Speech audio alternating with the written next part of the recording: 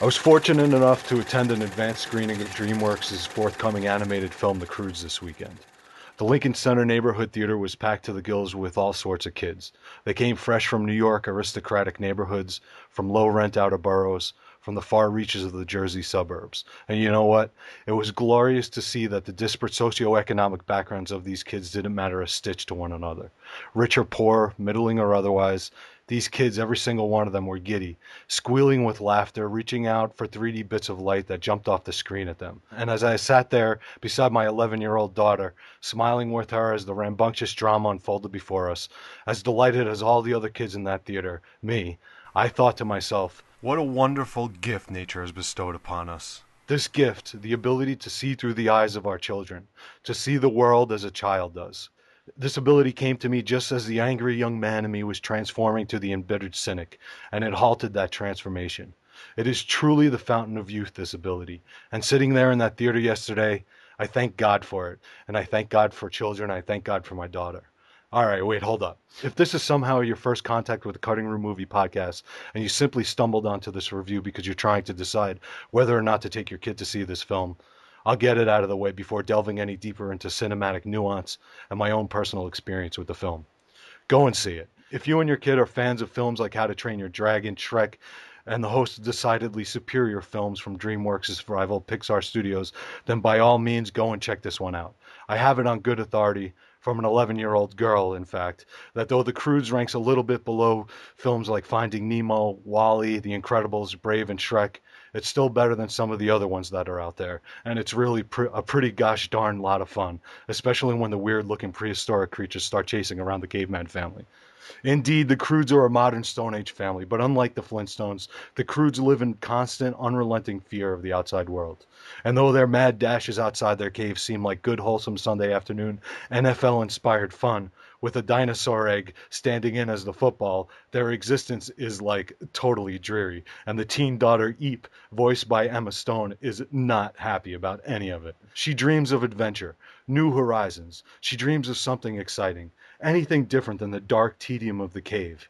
Her father, Grug, played by Nick Cage, however, won't hear any of it. He presses upon his family that anything new should be smashed. In fact, he almost literally pounds it into their heads that fear is the only way to survive, and so by implication, that fear is life itself.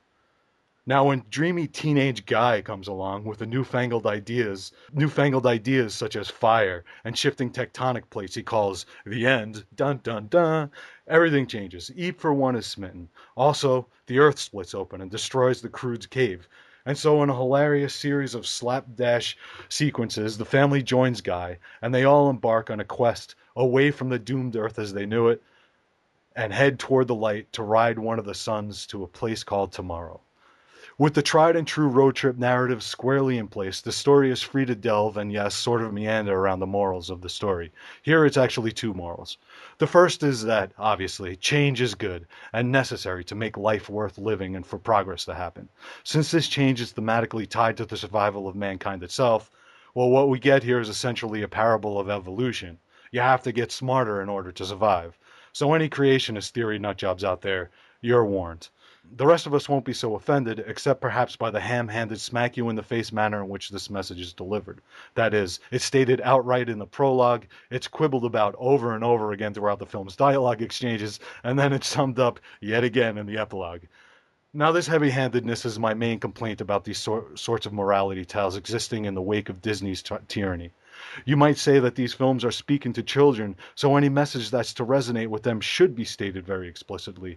Well, I disagree. Some of our most beloved children's stories contain only intimations of moral lesson, and instead allow the gleeful, often illogical turns of the imagination to take precedence. Specifically, I'm thinking about the original versions of Peter Pan and Alice in Wonderland, with their worlds that never fit neatly into place. Consider also the masterpieces that are Grimm's fairy tales, that speak to us with the dark logic of dreams. Should you doubt it, though, I could tell you from first-hand experience that these classics are still effective on bright, modern kids, and in their original versions. Now, Paul Auster does a wonderful job explaining the dilemma in his book, The Invention of Solitude. His son became infatuated with Collodi's original version of Pinocchio, and Auster writes, the superiority of the original to the Disney adaptation lies in its reluctance to make the inner motivations of the story explicit. They remain intact in a preconscious, dreamlike form, whereas in Disney, things are expressed, which sentimentalizes them and therefore trivializes them.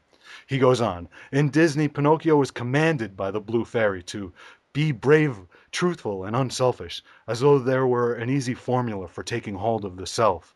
In Collati, there are no directives. Pinocchio simply blunders about, simply lives, and little by little comes to awareness of what he can become. Now, the supposition here, I think, is that Pinocchio realized the lesson himself, and so it is learned at a deeper level.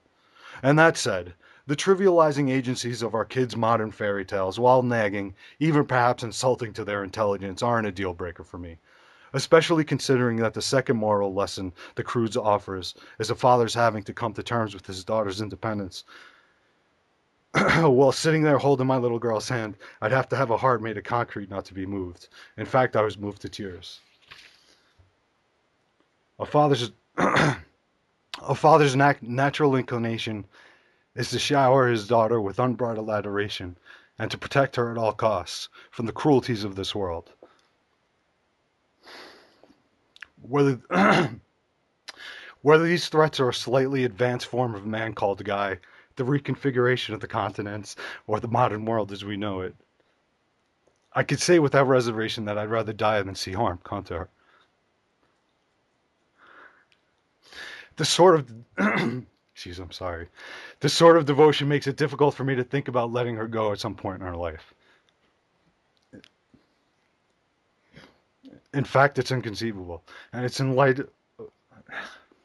It's shit. And it's in light of thoughts like these, in fact, that I wish not a single moment will pass on this Just earth. take your Joe. Hold on, Joe. Okay, yeah, Say that again and just relax and take your time. All right, I'm gonna mute my microphone. Take your time. Do what you got to do. yeah. I'm almost done. I'm sorry, Don't man. you don't. Well, stop it right now. Okay. It's this sort of devotion that makes it difficult for me to think about letting her go at some point in her life. In fact, it's inconceivable to me. And it's in the light of thoughts like these, in fact, that I wish not another single moment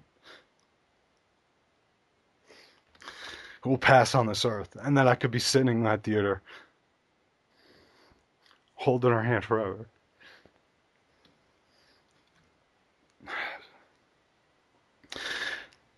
Now there are other things that I can complain about in the Croods. I'm not a fan of 3D, especially when it feels gratuitous as it does here, and the representation of everything in these films as if they're merely manifestations of American suburban culture, as if suburban culture were the center of the universe, doesn't sit very well with me.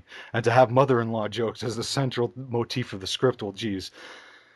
But in the long view, these complaints are relatively minor because even though that this film is just a fair entry in the 3D fairy tale genre, the experience it afforded me and my daughter was precious.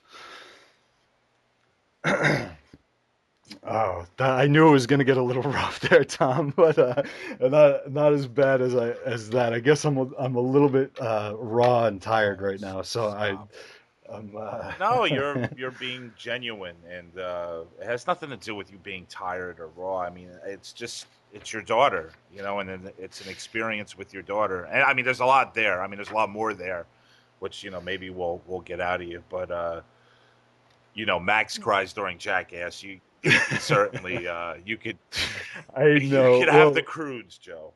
listen, I knew that there was a chance that this might happen here, reading this review because it's something. Looking at these movies with my kids is an experience that is truly profound and unique. Something that I'd never experienced until I had kids, obviously. Are you And having a hard time that she's getting older and more independent? well, I think that's part of it, but I think that it's just the fact that when you have kids and you know that it's fleeting, you know what I mean? So you're very aware Mhm. of time as it passes and Wow. you see them changing. So, there are these moments that you sit down and you really are self-aware of and you're very conscious of the moment that's happening. And there are moments like in Finding Nemo was certainly one of the moments when I took my son to see that film when he was younger, and I had one of them here. And though this isn't even a great, it's not a masterpiece or anything, but it's always this is like this sort of experience is always something that I've always wanted to write about. So what going to see this movie did was allow me that opportunity. So I was glad to do it. I even though I realize now that all my goofing on Max about crying on the show Yeah, is tough pretty guy. You're picking yeah. on people, being a. I was just gonna say. I mean, you talk about protecting your daughter. About certain things. Yeah, you need to protect her from guys like you. Because I'm Because the you're a bad guy. bully. 'Cause I'm the bad, I know. Macho I'm- Italian bully. yeah, I'm a big bad guy. I know. Spaghetti sauce on your wife beater. Thanks, Give Tom. me another can of Coors Light. That's what I do. I send my kids to go get me beer while I sit around my wife. Which one of you damn kids have been stealing cigarettes out of my pack? That's that's exactly what happens over here, actually. let's uh let's talk about the movie. Yeah, so I know that you haven't seen the movie at Right. all, but you said that you've seen movies like this Yeah. obviously before, but I think I did a pretty fair job of summing it up here. Did you have any specific Yeah, I questions have a about? couple questions. One is, you mentioned that the father, uh, you say playfully that he pounds, the ideas into the heads of the kids. I Right. mean, are these films violent? Yeah. Well, what's happening here is that there's a sort of Tom and Jerry-esque violence to it. So Okay, but that's it's different. It's different than watching when you're a kid, a cat and a mouse kind of, beat the living hell out of each other, or a duck and a couple of squirrels, or what have you. But you're watching human beings, well, they're not human beings; they're cartoons, right? So, and right? what's happening here is that they're very pliable and bounceable. They're very bouncy human beings. So, you know, you come to know right off the bat that if they hit a rock wall, they're going to bounce off it. You know what I mean? Or get squished and Okay. all this other stuff. You know what I mean? So it's very like it reminded me a lot about rambunctious play when you're a kid, like wrestling around on the ground and all this stuff. Hmm. So yes, it's violent, but it's violent in a sort of playful So way. you If don't that's have a problem with the violence in films like this whatsoever. no, I mean I don't think so, man. Listen, I stay very clear away from the argument of um, censoring movies. I'm the one who Well, censors no, what my movies kids. shouldn't be censored, but I mean, but these films are geared towards children. Right, So right. I think So I think that in any society, we need to be mindful of what we are allowing children to watch. What they see is, like you said. I mean, it's going to be part of their development. I mean that's it's just true. natural. I mean that's just the way humans are right now.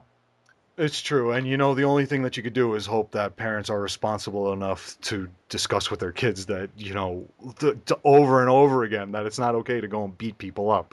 And that's all it really takes, Tom, because, my kids have been watching The Well, Incredibles and all unless this they stuff. insult you in a bar, Joe. Right, then I'll punch them in the head. That is true. I will have to punch them. Well, listen, man. I mean, there's a certain I think that it is actually healthy to have a sort of rambunctious physicality, wrestle A, around pl- with a kids and play all that a stuff like that. playful physicality is Absolutely. extremely healthy. And I think it's actually necessary to some I agree degree as 100%. well. Yeah. And I think that as long as you're aware of it and as long as kids aren't just watching people pummel each other over and over Yeah. again, like I said, the only thing that you can hope is that parents are responsible enough to behave in a manner that is that's worthy of a role model for their kids, which is don't punch people in the head. Right, right. Don't Well, yeah, you have don't punch them in the right. head is basically what it comes You down you know to. you know how kids are. I mean, listen. I mean, when I was with Melissa and with her child, I mean, I did almost a daily routine with them. We would call it butt cake, and like we go into the bed and we wrestle around, and it actually ultimately calms him down. Like that he's wrestling around with me, and we're just being two boys, but. He went to church with her after we were doing it for a couple months, and he started to do it to the other Uh-huh. kids, and that's where you have to sit down and you have to explain to the child that there are certain that he can only do it with me, or and stuff like that. But you're right. I mean, It it's takes a lot of a balancing act, So if you're going to be spending time at rough play with your kid, you have to make sure that you're spending at least that amount of time with him reading a book or talking to him in a calm, yeah, you know what doing I mean? And puzzles or whatnot. Yeah, right. what, Yeah. yes, it's got to be. It's something that kids learn through practice and repetition. So those are if you're doing that stuff, that what should be repeating over and over in their day is sitting down and talking, reading a book, those kind of things. Mhm. At least in my opinion, I anyway. hear you. I'm not. Are these scripts too intelligent, Joe? Are they too heavy? Are they too witty for children? Oh no. No. Well, Tom, you remember the Bugs Bunnies and stuff. Half the stuff was going over our heads when we were Yeah, kids. But we yeah, loved them. it's funny you say that. I mean, especially with Bugs Bunny. I mean, Bugs Bunny would have, I mean, these one-liners that, of course, yeah, we had no idea. It's like, watching Dennis Miller and his references when you're a Yeah, I kid. mean, Humphrey Bogart sitting in the nightclub Yeah, with or yeah, Miranda or whatever. You know what I mean? or I remember one of his antagonists was coming at him, and he's like, "Hey, John L." Like I didn't know who John L. Sullivan was, the first heavyweight champion of the world, so I didn't get that reference when I was a kid. I know, I know. Yeah, I mean, what's nice is when the films can be enjoyed by parents and kids. And actually, this one seems like there's not much referencing going over the heads of kids, But specifically this one. but these, But in other films, there are. Yeah, I in hear you. Pixar, I feel that they But are. Yeah, yeah. the films of the past, say even say the Wizard of Oz or Cinderella, but Snow White and the Seven Dwarfs. Are these one better films? Are they more intelligent films?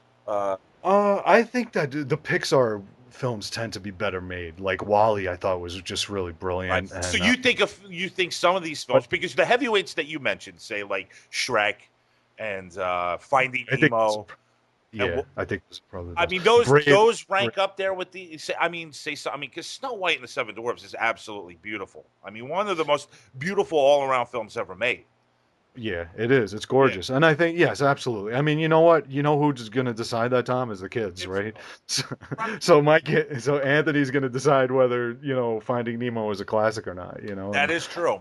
Yeah, ultimately we they will. really have little, Well, let yeah, me we ask really, you this: are your kids familiar with? I mean, do they watch The Wizard of Oz once a year like we did when we were kids?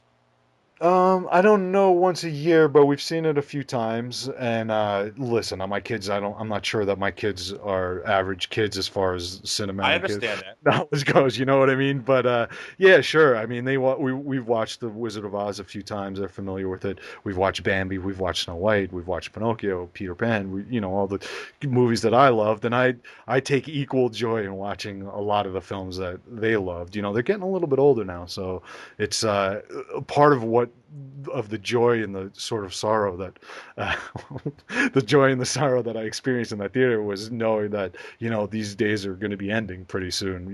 My daughter's 11, my son's already 13, and though they can enjoy these films still, it's not the same as when they're 6 through 10. You know what I mean? Right, right. Now, how old is Lily right now, Joe? 11. She's She's 11, 11. so Oh boy, yeah, she's a big she's gonna girl. be a teen soon. The dating is coming. Yeah, I Oh know. It's boy. Yeah, you're seeing these changes, man, and that's the thing. When kid, nothing like kids to show you the passage of time right in front of your face every day. Well, Anthony, he's already becoming a young man. Yes, he is. And Believe I, me, he is. because when the last time I was in Casa de Cristiana last summer, he, you could tell. I think he had a thing for this girl. He was constantly on the Yes. what's it called, the FaceTime, FaceTime with face. the girl, driving your wife crazy. FaceTime with the girl and everything. But he's, I had gotten this feeling that he has, He's right there, man. he Yeah, he's discovered right. someone that he liked, and he wanted to spend as much time with her as he possibly could.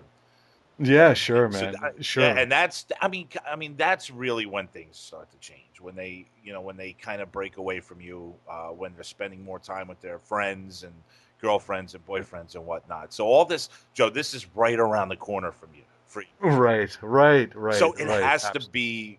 I mean, because it's gonna change, dude. I mean, they were just so little and so dependent on Right. you and the missus, and now it's just like, Well, it's good though too. I of mean, I course do. it's good, It's but it's gonna listen, be man. different for you, Joe. Of course, man. Of It's course. gonna be different. With absolutely, life doesn't stand still, man. And that's part of the moral of this story is accepting that change. Yeah. The change and letting things go a bit. Mhm. So yeah, I guess it did affect me on a very personal, deep level. Well, I know that you've really done an outstanding job with both those kids, so you should definitely, you know, Well, thank you, yeah. man. I do I mean, appreciate that, and honestly, I I and mean, I better, feel I almost better than than the norm. It's better than the norm, Joe. It really is. I mean, the amount of time that's put into, to the care and love of your children is it's outstanding, man. thank you, man. But It it's what. really But means so. honestly, Joe, it's what should be done, Well, that's the right? thing, man. I mean, listen, your kid should feel like you have time. You would rather spend time with your kids than watch television. You know what I mean? And that's something, and you do, and it's not easy, and it's hard work, but it pays off because you have a friend. You make a friend for yourself forever. You make a good human being that sets forth into the world. Like I feel very comfortable with my kids, and listen, and that's not to say anything can happen, right? I mean, Of course. anything can happen. But I feel very confident that these kids of mine, thank God, are they're on the launching pad of life, and I feel good. I actually feel very good about it. Even though my son, I swear to God, I want to wring his neck sometimes. He's such a pain, and he's going through The these. hell is he He's doing? going through this. He's going through a metamorphosis. I told him he's like Jeff Goldblum and David Cronenberg's The Fly. Like every day, like there's something new growing on him, and he's changing hair. Like it's just How it's tall? He's it's tall too. he's tall. My wife's very tall, and my son is just about like right now. If you saw him, you would recognize that he's grown in just the past couple of months. Tom, he's like an inch shorter than I am right now. It's pretty amazing, man. Jeez Louise, and he's 13 years old. Yeah, he's 13! gonna be a big So boy. he'll definitely break 6 feet. Yeah, absolutely. Boy, that's rough. That's Yeah. awkward. It's awkward when you're a teen. Trust me, I'm a tall guy. I'm a tall glass of water, Joe. Probably 6'3", maybe 6'4". And it's weird. It gets weird when you're 14, 15, 16. Your body, it's just so bizarre. Yeah, but Tom, it's better than being on the other side of the I scale, don't know man. about that. I always wanted to be a little like my brother's like the perfect height. He's like 5'10", 5'9", Uh, 5'10", and that's how tall are you, Joe? oh, like 5'11", I Yeah, that's a guess good around there. height. But Yeah. you're talking about being like a runt.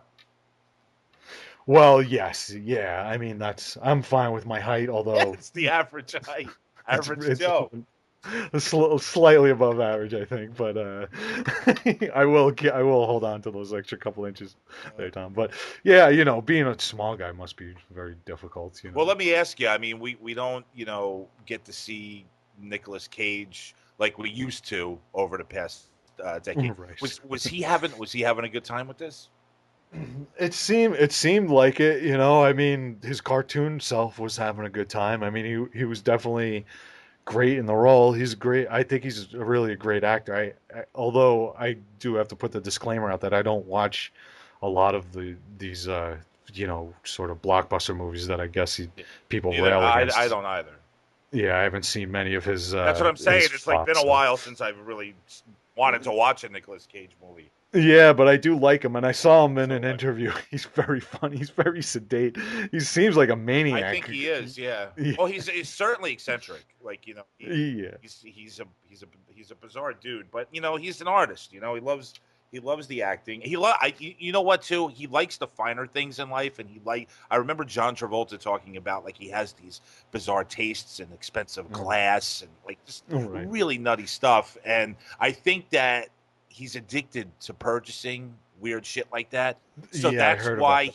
he probably does some of these blockbuster movies that just suck, so he can get a big Yeah, paycheck. yeah, I heard he bought like the number one issue number one of Superman or something crazy like that. Did you Yeah. hear? Yeah, well, he's obsessed with like our guest on episode 31, John Schnepp was talking about Nick Cage and said that, I mean his son's name is Kal-El. Is that right? Yeah, Kal-El, Oh that's my that's God. Superman's Kryptonian name. Holy cow, that's crazy. He's psychotic, dude. What's with these guys, Joe? That's great. Well, I guess you get detached from reality, but he did do. It was really fun hearing him in the voice, and the character's a lot of fun. Like this, like this dad who just doesn't get it and who's dumb because he's like the past incarnation of evolution, where the teenage guy comes along, played by Ryan Uh-huh. Reynolds, and he's got ideas. Like it's very funny. Yeah, And Emma Stone plays the daughter, and she's very sweet too. that's awesome. So. Well, man, they used to use voice actors mostly, to do these films. Yeah, I, and I Mel. think over the past 15, maybe 20 years, that certainly has changed a lot, and they put the big guys in there now. Yeah, it seems like they do it to draw I guess, Which really makes out well for guys like Max Cook. right, the struggling voice actors.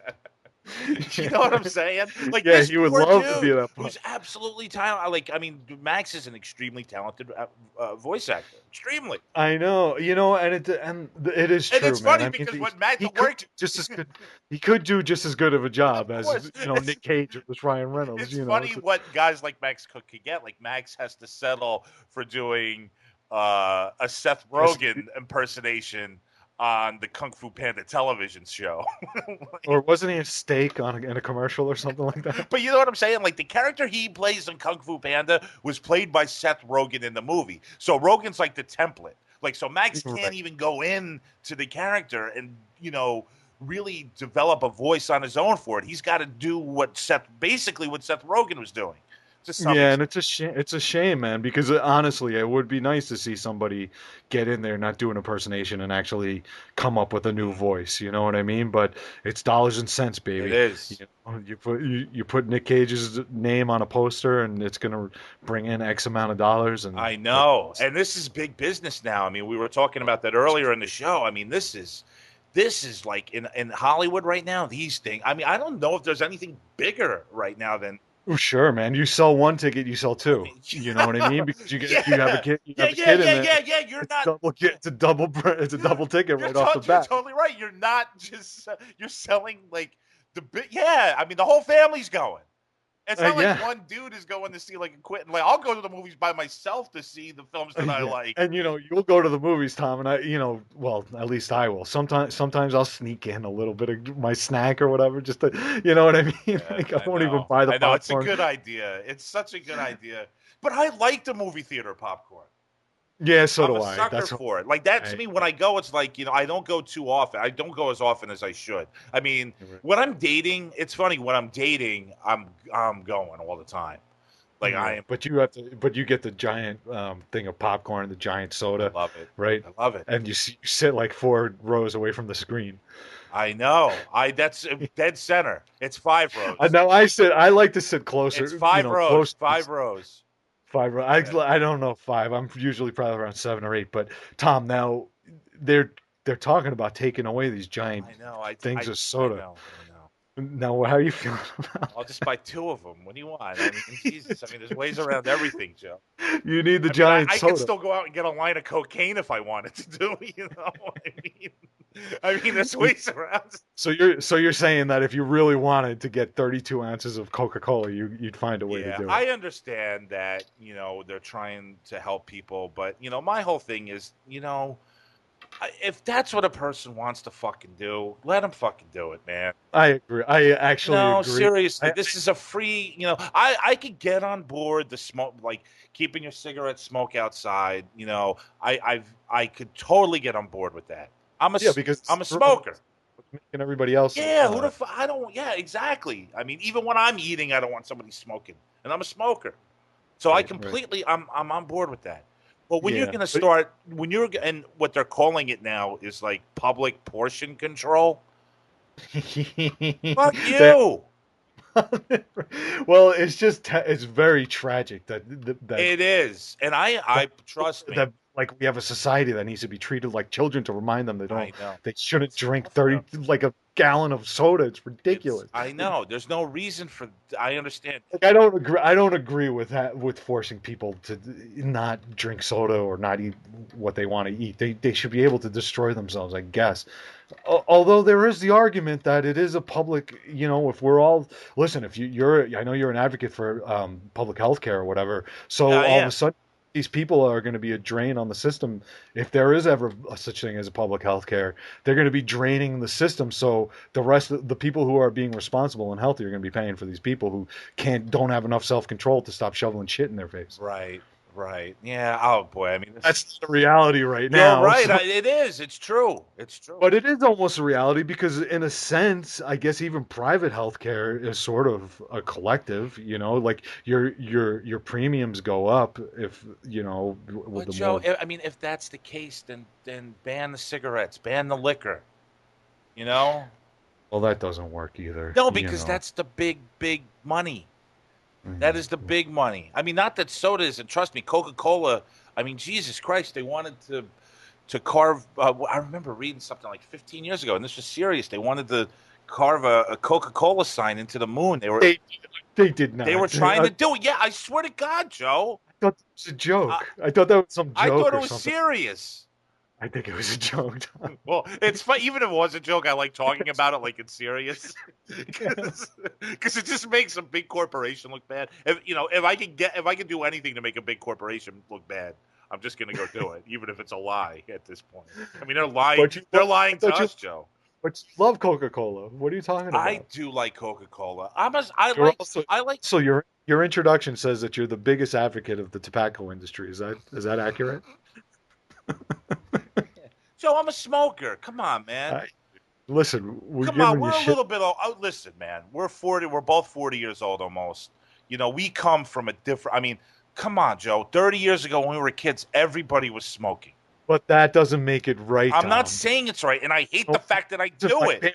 my parents did a lot of shit that I don't do to my kids because it's not right. I hear You, you, but I'm a good for me, victim of it. I'm a weak person to begin with. right? Well, don't say that. You're strong, Tom. You could be strong. And the only reason why we give you shit is because we care about you. Listen, man, that should be the argument, is that you're 40. That's enough already, man. Look, go out, man. Make yourself feel better. You'll feel better, Tom. I promise you, man. It's only because we care about you that we're talking to you Well, like this. And we well, have that listen, and health then, show. then listen. Yeah, I know it's Uh, coming up, but listen, don't come. When we're spending time together, face to face, don't come to my apartment. And go, hey man, I picked up a pack of cigarettes. and then I leave them with you, and the Yeah, next day, yeah, and they get smoked. Yeah. Chris Sunday. well, Yeah, because, I'm sorry, we shouldn't be mentioning names, but a friend of mine is like, hey, who left these here? And he's sitting there smoking them. jackpot. Yeah, yeah. Well, that's It's like because when you're that's hungover. yeah. Well, that's because I don't want to be a nuisance and be bumming them because I'm not really a smoker, you know what I mean? So, like, when I'm having a few drinks and everybody around me is smoking, whatever, I you hear you. get it. I do get it. Well, Joe, listen, let's start wrapping it up. I mean, basically, you're telling the families that they'll have a good time. Yeah, I would say certainly go and see it. I had a blast at that screening, and it was packed to the gills with kids from all over the place. Like I said in my review, it was a blast. And you know what? These kids movies.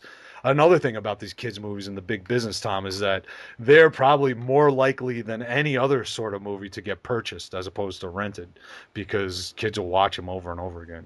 Joe, the kids are getting older. They're growing up. Yeah, yeah. Have you guys ever discussed having a third one? There was funny when they were when they were little babies or whatever. I said to Susie, I was like, all right, now's your chance. You want another one? Because 2, 3, it doesn't matter. You got a whole shitload of them running around. But now it's like, because like when you're in the groove and you're in the zone, you might as well just keep going. And I came from a family of 4 kids, so Mm, it seemed natural to me to have a whole shitload of kids running around. right, right. Susie was content with So 2, so she's I said, all good. right. She's done. Yeah, and I'm done. Listen, at this point, forget it, man. I mean, Really. that's enough. Yeah, that's it. That's it. So it's not being discussed. Now, Tom, let me ask you. No, that's it, Sure, Tom. real quick answer. It's completely off the table. Now, you're such a lovable guy, man. How do you feel about your like potentially having kids Oh or yeah. not having kids, and what does Well, I know I'm not you're financially in a position to have kids, so I have always been very careful. well, that's responsible of you. I'm not. I didn't finish college, and I've been bouncing around. Basically the restaurant industry. Whether it's bartending or cooking or serving or what have you. So I'm not really in a position to do that. So I don't. And it's Hmm. very for anyone. Well, that's Yeah, and responsible. for That's very anyone responsible. that thinks that, oh, well, this thing happens, you could avoid it. It's avoidable if you're careful. Trust me. That's But true. I've been in a couple two situations in my life where it was a possibility. When I Yeah. was I think I was in my 20s. It was when I was young, like when I was living in New Brunswick Uh with huh. with the gang within one of those big houses. Oh boy, that I is the had a last. real scare. A real scare. I was only 21 tops when I think I was 21 when this happened. And I was Yeah. kind of like seeing this girl that was going to Syracuse, and I really, she worked with us, as a matter of fact, at Fuddruckers, Joe. Okay. No names. Yeah, I will ask you off the air who it is. but I had a scare briefly, and then I had one when I was. Now, Tom, you don't think like that was it was a very fun and loving household that we all lived in, that you guys, at least you guys lived in there. Yeah, I sort of yeah, half it lived. was very positive. I mean, there was nice beer pong games going up. There was the Yeah, communal bond. You don't great, think a kid great, would it was great mixtapes. you don't think it would have been nice to to have a little kid around Yeah, around that house and absolutely. It would have been like awesome, dude. like Animal Yeah, he House, would have been like a mascot. You know, right? we would have called him Little Higgins. So what is it? Have you given up the idea? Have you given up the prospect? That's it? Well, that would be a ridiculous thing to give up on an idea like that. Hey, look, I mean, if it's doable, I do it. But I think right now at 39, I'm not in any kind of position Yeah. to Well, do it. Hey, look, if something happened and I had, and it had to happen through by accident, you know, I deal with it. I do the best that I can. and you would be fine because all I would you go out. I'd probably manage a fucking restaurant, make $50,000, $60,000 a year, and do what I had to do. well, you do what you have to do, no matter what the cost, whatever you're paying. You really don't, whatever you're making, it doesn't actually, makes it easier, obviously. But kid needs love. That's it. That's true too. But hey, maybe it'll happen. Maybe one day it'll happen. All right. Well, tune in. Well, hopefully next week you'll tell us how you're making out on that on that front. Let us Yeah, know if you it's can in. ask me about that, and I'll ask you about The Sopranos. Oh, The Sopranos. Hey, Billy, would you watch The Sopranos? Hey, Billy, would you watch The Sopranos? Like, you ask him if it's okay if you can watch The Sopranos. Well, I did watch. I did watch one of the episodes. Do you want to hear my take on it, or What, do the you want first to? episode? Why don't we do it on on the Sure, episode we on the will when next? Max is there. But I just Okay. quickly want to ask you: you watched the first episode? I watched the first episode. I did. Well, I'll you got to continue. I'll I'll report it to you guys on the next full episode because I know Max wants to Yeah, get because was. you can't judge the show on that episode. It has All no right. idea. It has no idea what it wants to do yet. Okay. That's how these All right. television series work, Joe. I'm not gonna talk about how I feel They about don't it. get rolling until like the second season. You You're gonna force me to watch fucking A I am. it. All Both right. are. All right. Let's get out of here. I'm only gonna watch it if Billy watches it, so Yeah, you're gonna have to obviously. convince. Get his permission. Get his permission. All right, listen. You can follow me on Twitter, Thomas Detloff at Cutting Room Show. Joe, do you follow me on Twitter? I think I do. Yeah. You're there every day, right? Seeing what's going on. Absolutely. All right. And you can like us on Facebook at the Cutting Room fan page, right, Joe? That's right. The Cutting Room fan You page. like on the Facebook. Cutting Room fan page. I do. I do. I especially like when Max posts his videos up. Jeez. He needs to post more videos up. He does. He really needs to put out more cutting room oriented videos. Like he should put out one every time we have an episode. Like channel something like you should channel Jack Lemmon from Prisoner of Second Avenue. Yeah, I mean, geez, he does a great Pacino. We just had Pacino. That's right. There you go, Pacino. He does Ricky Roma. You should be doing that with that There you guy. go. All right, and you could get us on iTunes. I'm sorry, this is kind of like a half-ass version of a goodbye. You could get us on iTunes and definitely pop in at thecuttingroompodcast.com. Leave us comments, say hello, and we'll get back to you. All right, that's it. We're over and we're out. Ciao.